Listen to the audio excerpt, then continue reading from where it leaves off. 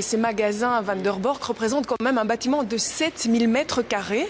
Un bâtiment qui appartient à la ville. Un petit bout d'histoire. Dans les années 30, ce bâtiment abritait, vous l'avez dit, la maison Van der Borch, une famille qui détenait ce bâtiment pour y vendre du tissu, de décoration, de l'ameublement de luxe.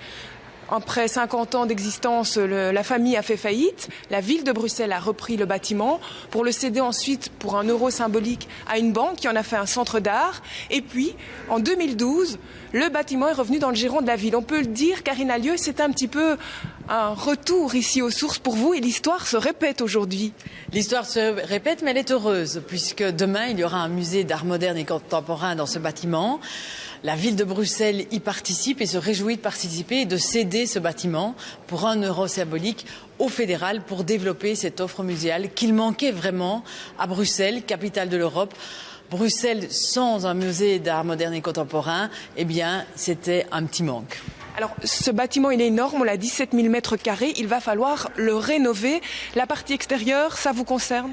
Tout à fait. La ville de Bruxelles a pris la décision, et je remercie d'ailleurs tous mes collègues du collège, non seulement de payer l'étude pour pouvoir refaire le toit et la façade, et c'est déjà inscrit dans le budget 2014, mais aussi de faire les travaux en 2015. Et le budget est aussi prévu. Nous voulons avancer vite, parce qu'une fois qu'on annonce, ça doit devenir une réalité très rapide pour tous les Bruxellois, pour tous les Belges, mais aussi pour tous les touristes qui vont venir ici. Aujourd'hui, le Conseil des ministres fédéraux a entériné la volonté de vraiment mettre ici ce musée.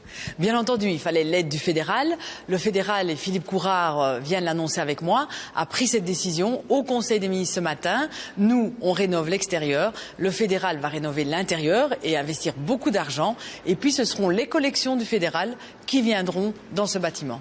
Merci beaucoup Karine Allieu. Mais il faudrait être un petit peu patient avant de pouvoir visiter ce futur musée, puisqu'on espère la fin des travaux uniquement pour l'enveloppe extérieure pour la fin 2016.